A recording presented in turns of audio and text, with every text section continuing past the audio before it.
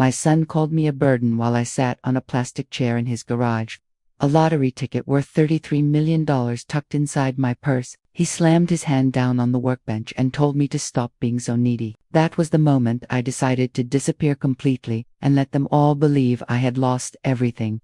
If you're watching this, please subscribe and tell me where you're watching from. But let me go back and explain how I ended up there sitting in that cold garage like some unwanted piece of furniture. It was a Tuesday morning in October when I bought that ticket at Murphy's Corner Store, just like I had every week for the past 15 years. Helen Murphy smiled as she handed me my usual single Powerball ticket, filled out with my late husband's birthday numbers. "Feeling lucky today, Carol?" she asked.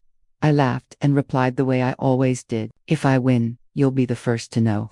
3 days later, I was alone in my kitchen when the numbers were announced. I checked them once, then again, and then I had to sit down because my hands were shaking so badly I could barely hold the ticket. Every single number matched. $33 million, even after taxes. It was more money than I had ever imagined seeing in my lifetime. My first instinct was to call my son, Michael, but something stopped me. Maybe it was the way he'd been treating me lately, always impatient, always acting like I was an inconvenience. Or maybe it was the way my daughter, Jennifer, kept pushing me to sell my house and move into one of those active senior communities where I'd be around people my own age, as if 67 meant I was already ancient. I folded the ticket carefully and slipped it into my purse.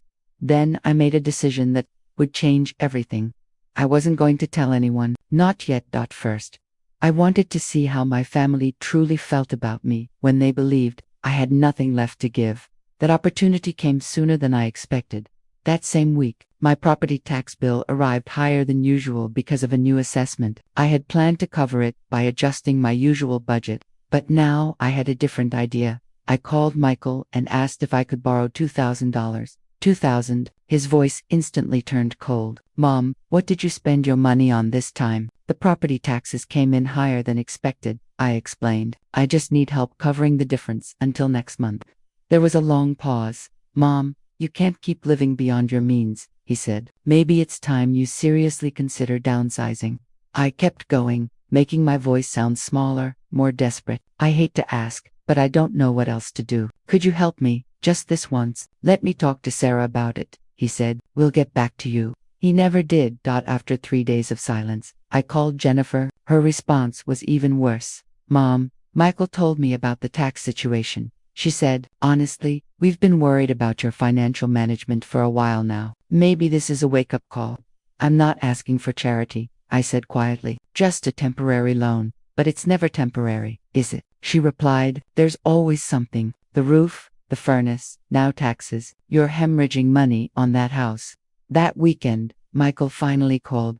"Mom, we need to talk. Can you come over Sunday afternoon?" Standing in his driveway that Sunday, staring at his perfect house with its flawless landscaping, I wondered what kind of test I had really designed for myself. I sat in Michael's pristine living room while he and Sarah exchanged meaningful glances. Their home was stunning, the kind you see in magazines with marble countertops and custom cabinets everywhere. The irony wasn't lost on me. I was begging for $2,000 while sitting inside a space that probably held $200,000 worth of renovations. "Mom," Michael began, using that patronizing tone I had grown to hate, "we're concerned about you."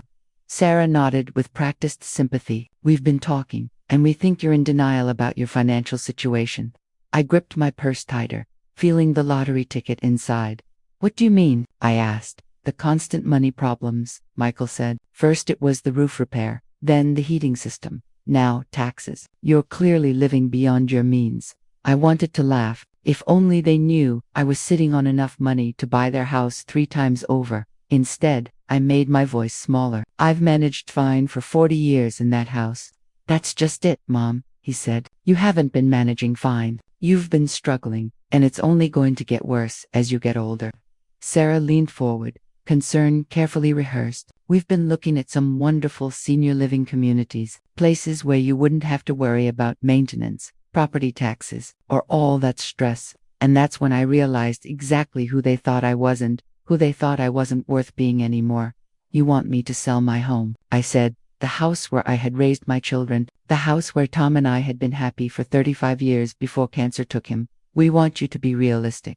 Michael said firmly. You're 67 years old. How much longer can you really manage a 4-bedroom house with a big yard? I studied my son's face, searching for even a trace of the little boy who used to build blanket forts in that living room. He wanted me to give up. All I saw now was impatience and something disturbingly close to calculation.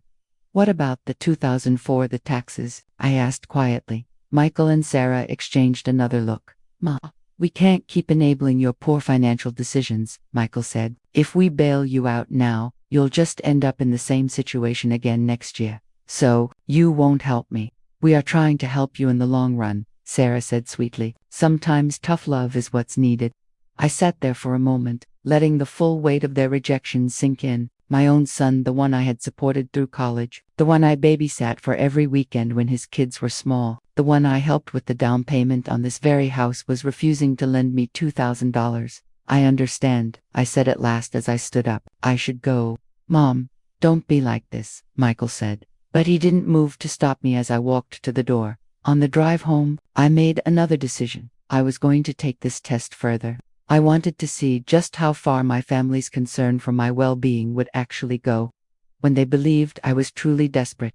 The next morning, I called Jennifer and told her that Michael couldn't help with the taxes. Her response was immediate and brutal. Well, maybe this is exactly the wake-up call you need. Mom, you can't expect us to keep rescuing you from your own poor choices. That afternoon, I drove to Murphy's Corner store and quietly arranged to claim the winning ticket through a trust. Keeping my name out of the public record for now, the money would be there whenever I needed it. But first, I had more testing to do.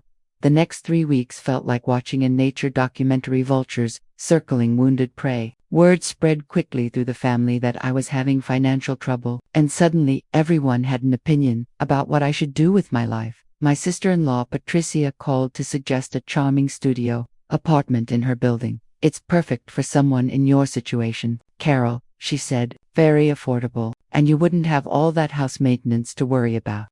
My nephew David stopped by unexpectedly, offering to help me organize my affairs. He spent an uncomfortable hour asking pointed questions about my savings and whether I had considered a reverse mortgage. But it was the family dinner at Jennifer's house that truly opened my eyes. She had invited everyone, Michael and Sarah, her husband Greg, even my brother Robert and his wife. Officially, it was to celebrate Greg's promotion, but I quickly realized I was the real reason everyone was there. So, Mom, Jennifer said as she served dessert, have you given any more thought to what we discussed about downsizing? The table went silent.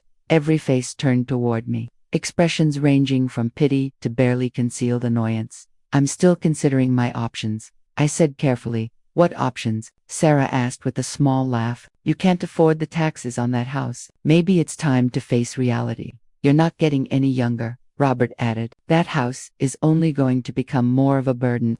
There it was again, burden, like I was dead weight, like I was dragging everyone down. The market is still good, Greg added helpfully. You could probably get a decent price if you list soon, before winter hits and things slow down. I looked around the table at my children, my brother, the people I had loved, supported, and sacrificed for, and suddenly I understood. They were relieved that my so-called financial crisis had finally given them permission to say what they had clearly been thinking all along, that I was too much trouble, too expensive, too inconvenient to keep around. You know, I said slowly, you're all probably right. I paused, meeting each of their eyes. Maybe I should sell. The relief in the room was unmistakable. Jennifer actually smiled. I think that's very wise, Mom, Michael said, and we'll help you find something suitable, something more appropriate.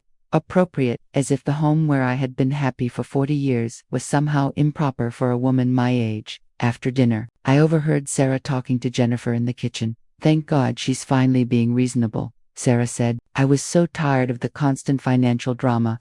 I know, Jennifer replied, and honestly, that house is way too much for her anyway. She'll be much better off somewhere smaller. I slipped out without saying goodbye. That night, I sat alone in my kitchen, the same kitchen where I had cooked countless meals for these ungrateful people, and I planned my next move. If they wanted to see me as a burden, I would show them what a real burden looked like. But I was beginning to realize something else. To dot this test wasn't just exposing their greed. It was revealing how little they thought of my intelligence, my competence, my right to make my own decisions. I started small. First, I accidentally bounced a check at the grocery store and had to call Michael for help. He sighed heavily and asked why I couldn't just be more careful with my account balance. Then, I showed up at Jennifer's house claiming my car wouldn't start and that I needed a ride to the doctor. Mom, this is exactly what we've been talking about, she said, as she grudgingly drove me across town. You're becoming too dependent. What happens when we're not available to drop everything and help you? The irony was almost beautiful. I had never been less dependent in my life. I had $33 million sitting safely in an account, earning interest. Yet here I was, pretending I needed my children just to survive. But the real test came when I called Michael and told him I had fallen in my kitchen and hurt my back. Nothing serious, I assured him, but I'm scared to be alone. Could I stay with you for a few days? The silence on the phone was deafening. Mom, this really isn't a good time, he finally said. Sarah's mother is visiting next week, and we just don't have the space. I could sleep on the couch, I said, making my voice small and pitiful. That's not appropriate for someone your age with a back injury, he replied. Look, why don't I call Dr. Peterson and see if he can prescribe something for the pain? He would rather medicate me than let me stay in his guest room. That guest room had hosted Sarah's college friends, neighbors from out of town, even their dog groomer when she was between apartments. Never mind, I said quietly. I'll manage. Mom, don't be dramatic. You'll be fine. You're tougher than you think. Tough. I had been tough enough to raise 2 children alone as a working single mother after their father walked out. Tough enough to work double shifts as a nurse to pay for their college educations. Tough enough to care for my dying husband while still keeping a household running, but apparently not worthy of a place to sleep when I was hurt. That evening, my doorbell rang. I opened it to find Mrs. Henderson from next door holding a casserole dish. Carol, honey, I saw your car in the driveway all day and got worried, she said. Are you feeling all right? Without thinking, I told her about my fall and my back pain, her face filled with genuine concern. Oh my goodness, she said. You shouldn't be alone. Come stay with Harold and me until you're feeling better. We have a daybed in the sunroom. It's perfectly comfortable. I stared at her, a woman I barely knew beyond polite waves and holiday. Cookies was offering me exactly what my own children had refused. That's very kind, I said, but I couldn't impose. Nonsense, she replied. Harold will help you pack a bag right now. Family takes care of family, and you've been like family to us since Tom passed. As Harold Henderson helped me carry an overnight bag to their house, something settled deep inside me. These near strangers had shown me more care and concern in one evening than my own children had in months. But I was about to learn that the Hendersons' kindness was only the beginning.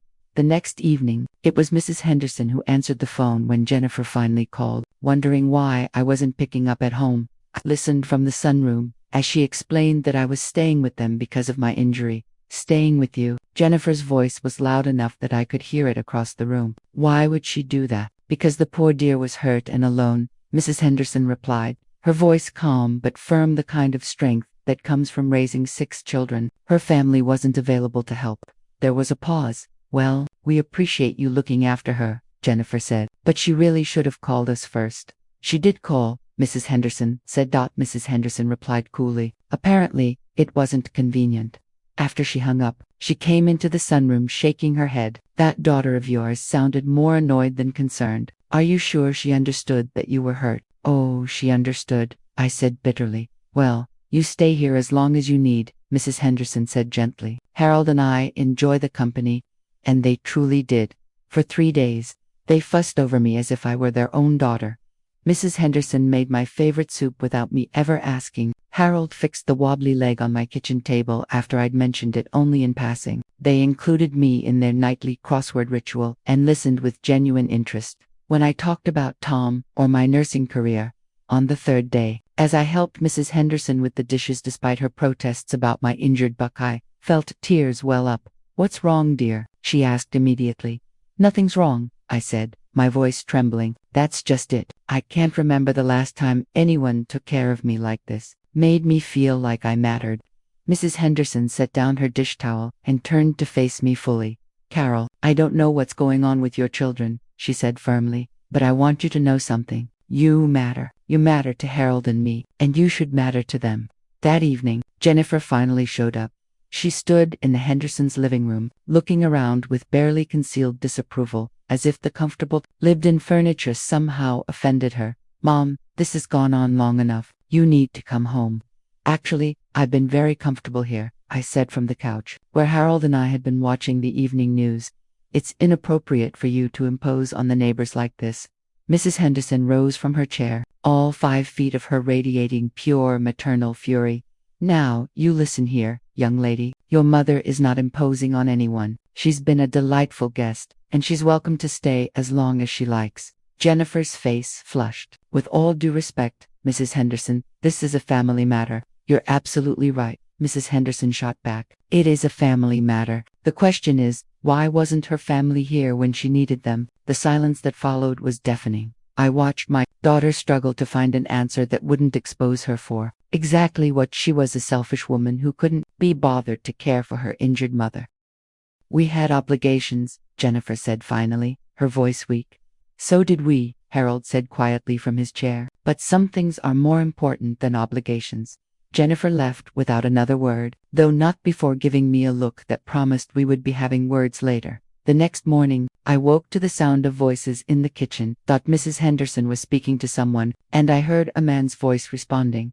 When I stepped out of the sunroom, I found a stranger sitting at their kitchen table, a tall, silver-haired man in an expensive suit. He stood immediately when he saw me, double quotes Mrs. Patterson. He said, "My name is David Harrison. I'm an attorney, and I believe we need to talk." David Harrison had kind eyes behind white glasses and a calm presence that made you feel like everything would be all right. He also brought news that was about to turn my little test upside down. "Mrs. Patterson," he continued, "I represent the estate of Margaret Fleming. I believe you knew her as Maggie Fleming. She worked with you at St. Mary's Hospital." My heart stopped. Maggie, my dear friend and mentor from my early nursing days, had passed away 6 months earlier. I hadn't been able to attend her funeral because Jennifer had insisted I accompany her to a work function instead. "Yes," I said softly. "I knew Maggie. She was wonderful. But I don't understand why you're here." David smiled gently. "Maggie left you something in her will. She spoke of you often in her final years, said you were like the daughter she never had. She wanted to make sure you were taken care of." Mrs. Henderson gasped. "How wonderful! What kind of something?" I asked, though my mind was already racing. This was about to complicate my lottery test in ways I hadn't anticipated. David opened his briefcase and removed a thick envelope. $250,000, he said, "and her house in Clearwater, Florida. It's fully paid for. A lovely little place near the beach where she retired." He paused. "She said she remembered you always talking about wanting to live by the ocean someday." I stared at him, completely speechless. Just when I thought I had life figured out, just when I was testing my family's true feelings, the universe decided to throw me another curveball. "There's more," David continued. "Maggie left specific instructions that this inheritance was to remain confidential until her estate was fully settled. She was concerned about people treating you differently if they knew too soon. She said something about wanting you to see people's true colors first. Even from beyond the grave, Maggie was still protecting me and giving me an opportunity I never expected."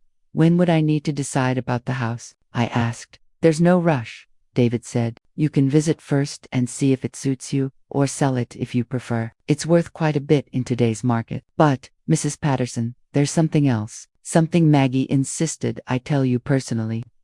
He leaned forward, his expression serious. "She said, if anyone in your family tries to pressure you about this inheritance, tries to make decisions for you, or treats you like you can't handle your own affairs, you are to remind her that she has options, that she doesn't owe anyone access to information about her finances, and she certainly doesn't owe anyone control over her life choices." Mrs. Henderson reached over and squeezed my hand. That Maggie was a smart woman.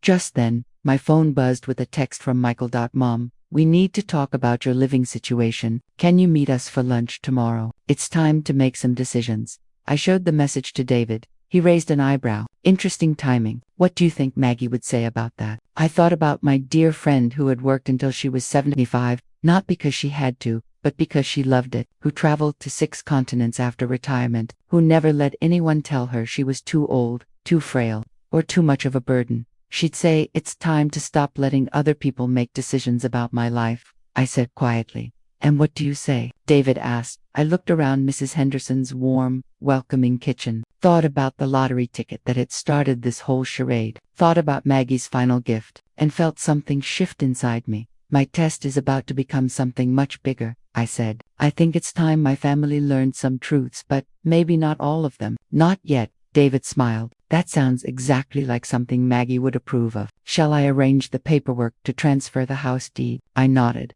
already planning exactly how tomorrow's lunch would go. My children thought they were meeting a desperate, dependent old woman who needed their guidance. Instead, they were about to meet someone with options they couldn't imagine. But I was saving my biggest surprise for when I truly needed it. I arrived at the restaurant 15 minutes early and chose a table by the window, where everyone could see us.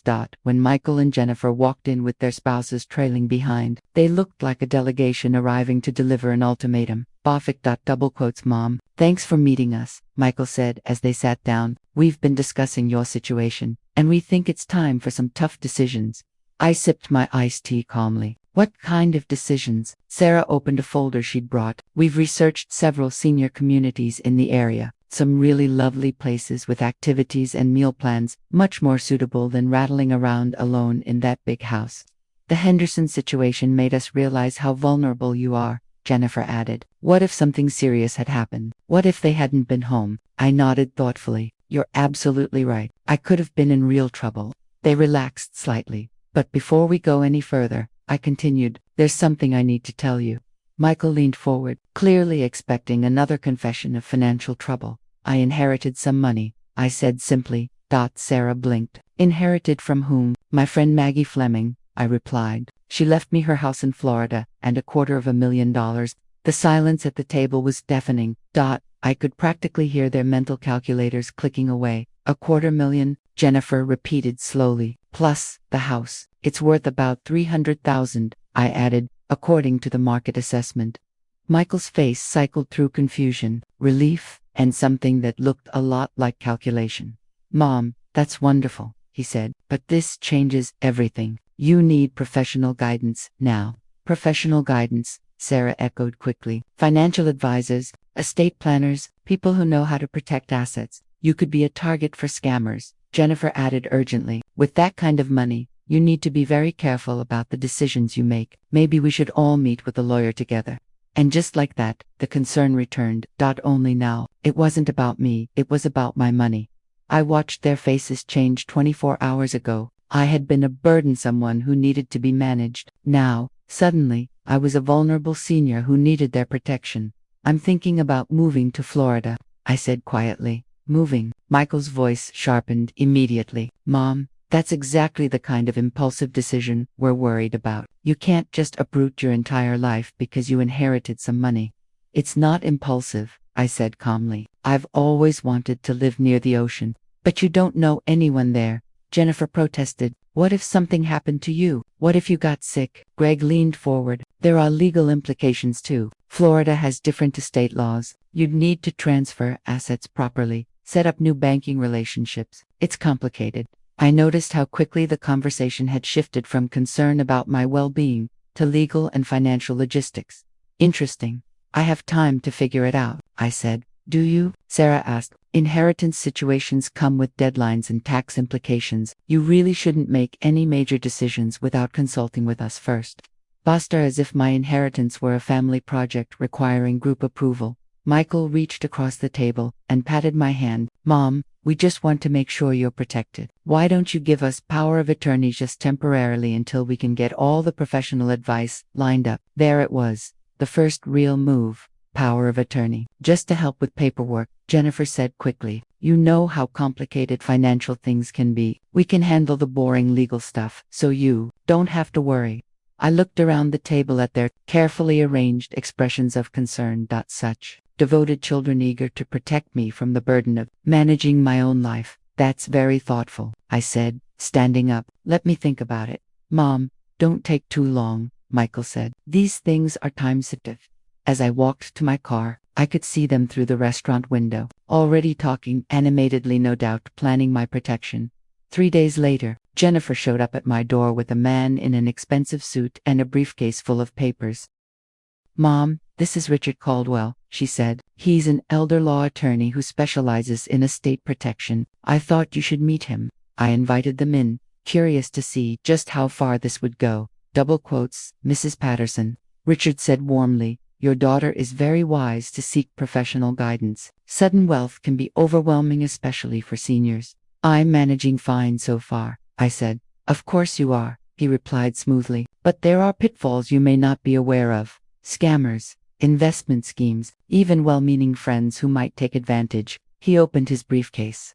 "I've drawn up some basic protection documents, nothing major, just safeguards."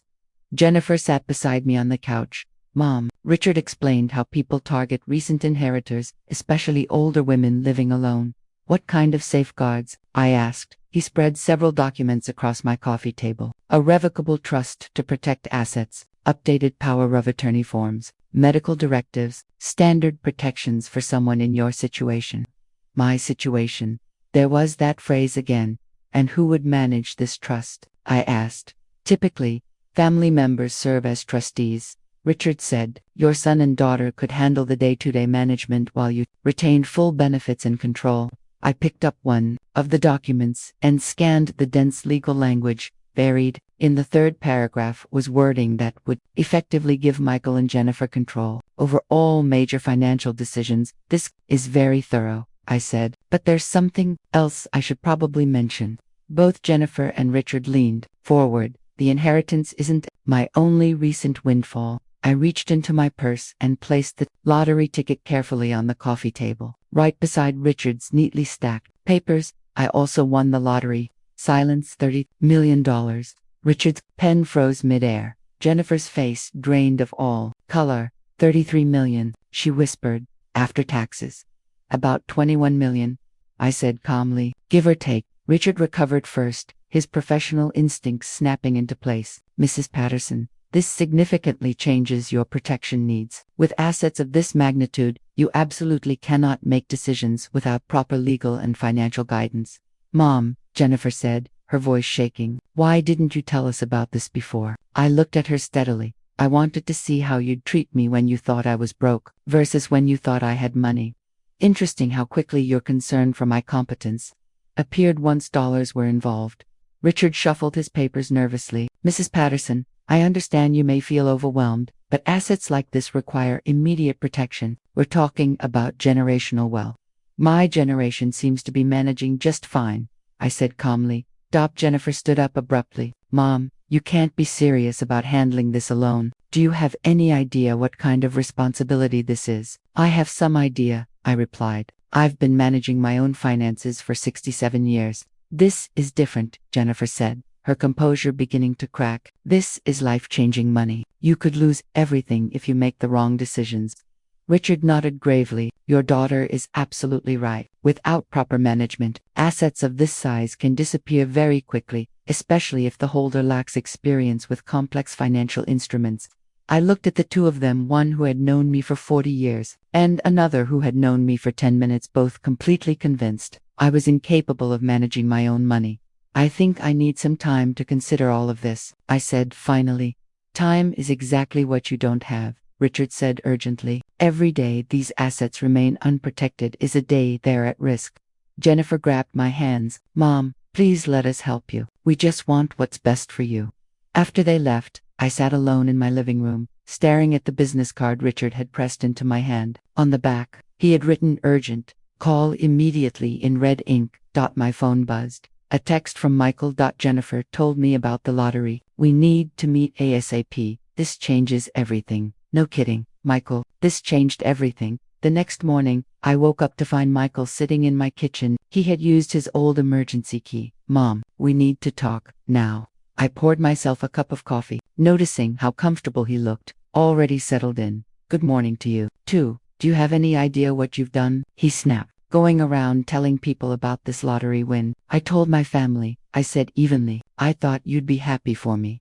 Michael laughed bitterly. "Mom, by next week this will be all over town. You'll have every scammer, every long-lost relative, every sob story within 50 miles showing up at your door. Then, maybe I should move to Florida sooner rather than later." That's exactly the kind of thinking that proves you need supervision, he said sharply. Michael pulled out his phone. I've been researching all night. Do you know what happens to lottery winners who don't get proper guidance? 70% go bankrupt within 5 years. I'm not going bankrupt, Michael. How do you know? Have you ever managed $21 million before? Do you understand tax shelters, investment portfolios, estate planning? I understand that it's my money. It's family money, he shot back. Mom, this affects all of us. Emma's college fund, Tommy's future, Jennifer's kids. You can't just run off to Florida and pretend this only affects you. I set my coffee cup down carefully. Are you saying my money belongs to the family? I'm saying you have responsibilities to us, to your grandchildren. Money like this comes with obligations. What kind of obligations? Michael reached into a folder I hadn't noticed before. I've scheduled meetings with 3 top-tier financial advisory firms this week, places that specialize in high-net-worth clients, and I've made an appointment with Dr. Morrison for a cognitive assessment. A what? A cognitive assessment to establish baseline mental capacity. It's standard procedure for anyone managing significant assets. It protects everyone involved. I stared at my son. You want me to take a mental competency test? I want to protect you from making decisions you might regret later. Mom, you're talking about moving across the country, abandoning your support system, making major life changes. These are classic warning signs in elderly inheritance recipients. Elderly inheritance recipients. It's a documented phenomenon, sudden wealth syndrome. It causes erratic behavior, especially in seniors. My phone rang. Jennifer's name lit up the screen. Put it on speaker, Michael said. I answered calmly. Hello, sweetheart. Mom, thank God you're there, Jennifer said, her voice dripping with concern. I've been so worried. I spoke to Richard last night, and he's very concerned about your exposure right now. My exposure, legal exposure, financial exposure. Mom, people are going to start coming out of the woodwork. We need to put protective measures in place immediately. Michael leaned forward. Tell her about the guardianship option. My blood went cold. Guardianship, I repeated. It's just a precaution, Jennifer said quickly. Richard explained that when assets are this large, if there's any question about cognitive capacity, the court could appoint a stranger to manage your affairs. But if we set up a voluntary guardianship now with family, you'd actually have more control. Voluntary guardianship means you're still in charge, Michael added. We'd just handle the day-to-day financial management. You'd have full access to your money for anything you need. What if I don't want voluntary guardianship? There was silence on the line. Michael's jaw tightened. Mom. Jennifer's voice softened, almost soothing. We're only trying to protect you. If you refuse reasonable protection measures, it could raise questions about your judgment. What kind of questions? The kind that lead to involuntary court proceedings, Michael said bluntly. Mom, we're offering you the easy way, the family way. But if you insist on being unreasonable, he didn't finish the sentence. He didn't have to. That afternoon, my doorbell rang. When I opened it, Emma, my 16-year-old granddaughter, stood on my porch with tears in her eyes. Grandma, is it true? Are you really moving to Florida? Behind her, I could see Jennifer sitting in her car, watching. I'm considering it, sweetheart. Why? Emma asked. Mom says, if you move, we might never see you again. She says Florida is really far, and you might forget about us. I knelt down in front of her. Honey, I could never forget about you. Florida isn't on Mars. There are planes, video calls, but Mom says it's not the same, she whispered. She's been crying all morning. She says you're abandoning the family. I looked past Emma at Jennifer, still sitting in the car, like a puppet master pulling strings. Emma, would you like to come inside for some cookies? I can't, she said softly. Mom says we have to go. But Grandma, she wrapped her arms around me tightly. Please don't leave us. We need you here. As they drove away, my phone buzzed. A text from Michael. Emma's just the first. Tommy's asking questions too. Is this really how you want to break up the family? An hour later, my brother Robert called. Carol, what's going on? I'm hearing you're moving to Florida. Michael called me. Says you've come into some money and you're making rash decisions. Hello to you too, Robert. He's worried about you, Robert continued. Says you're not thinking clearly. Maybe you should listen to your children. Did Michael tell you how much money I inherited? He said it was substantial. Look, Carol, I know you're still grieving Tom, but running away isn't the answer. I'm not running away. Then, what would you call it? Michael says, you won't even consider their help managing this inheritance. That doesn't sound like the sensible sister I know. After I hung up, it finally clicked. Boft, Michael and Jennifer were building a story. Eccentric widow, sudden wealth, irrational behavior, concerned family. They were laying the groundwork for a legal challenge to my competency. My phone rang again. David Harrison. Double quotes, Mrs. Patterson. I hope you don't mind me calling. I had an interesting conversation today with a Richard Caldwell. My stomach tightened. About what? He was asking questions about the Fleming estate. Wanted to confirm details of the inheritance. What kind of questions? Timeline questions. When you first learned about the inheritance, whether there were any signs of cognitive decline that might have influenced Mrs. Fleming's decision to leave you the assets.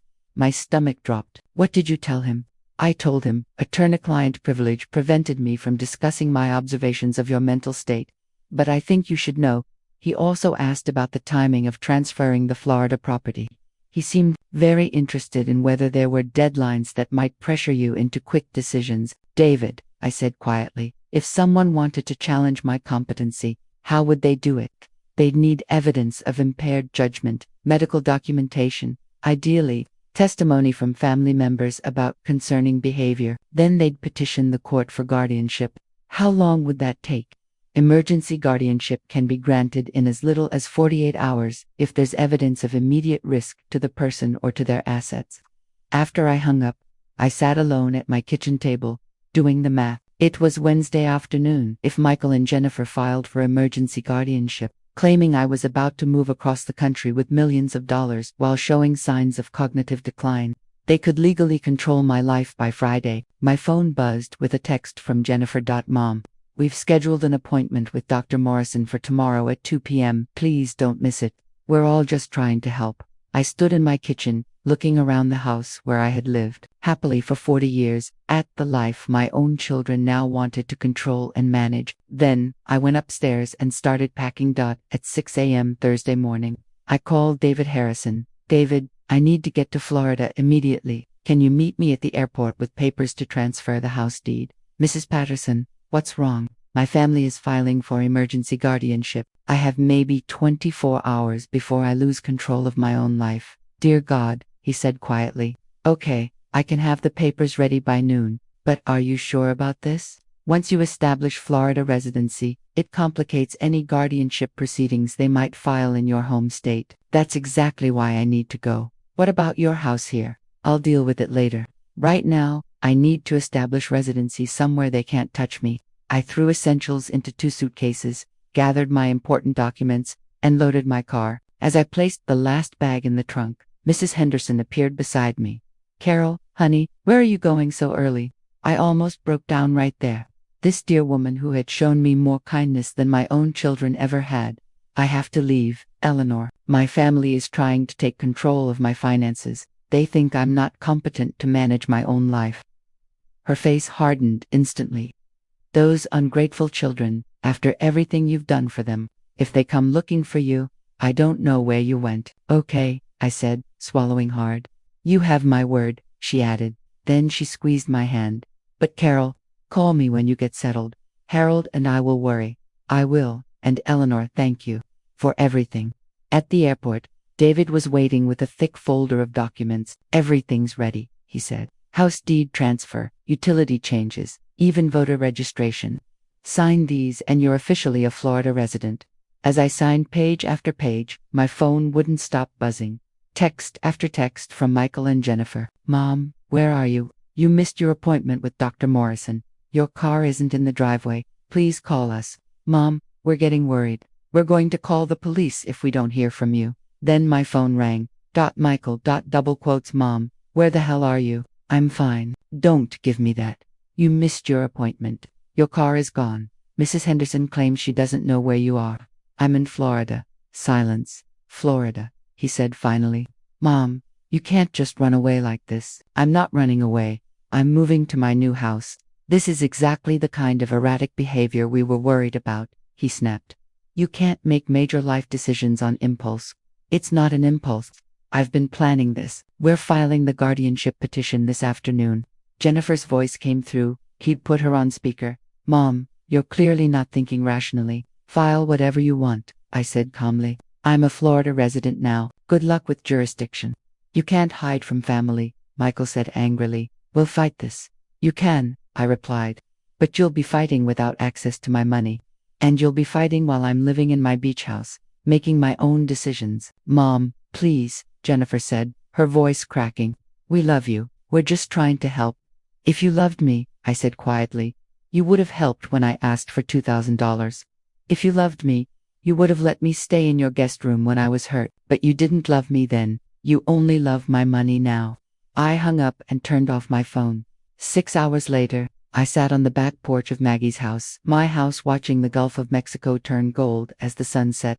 My phone, still turned off, rested on the table beside a glass of wine and the lottery ticket that had started this whole ordeal. I had tested my family and learned exactly who they were. I had learned that strangers could show more kindness than blood. I had discovered that I was stronger and braver than I ever imagined. But most importantly, I learned this. Sometimes, the most valuable thing money can buy isn't a house, or a car, or even security. Sometimes, it's freedom. The freedom to walk away from people who see you as a problem to be managed instead of a person to be respected. My new neighbor knocked on the gate between our fences. Mrs. Patterson, I'm Dale from next door. Welcome to the neighborhood. My wife made you a casserole for your first night. I smiled and waved him over. Please, call me Caroland. Thank you. That's very kind. As we talked about the neighborhood, the best grocery stores, and the walking paths along the beach, I felt something I hadn't felt in months. Peace. Not the tired kind of peace that comes after an argument, but the deep, steady peace that comes from being exactly where you're meant to be. Now, I want to ask you, the one listening to my story, what would you do if you were in my place? Have you ever gone through something like this? Share your thoughts in the comments below. And before you go, I've left 2 more stories on the final screen. Both are channel favorites, and I promise they'll surprise you. Thank you for staying with me until the end. Thank you for listening. Don't forget to subscribe, and feel free to share your own story in the comments. Your voice matters.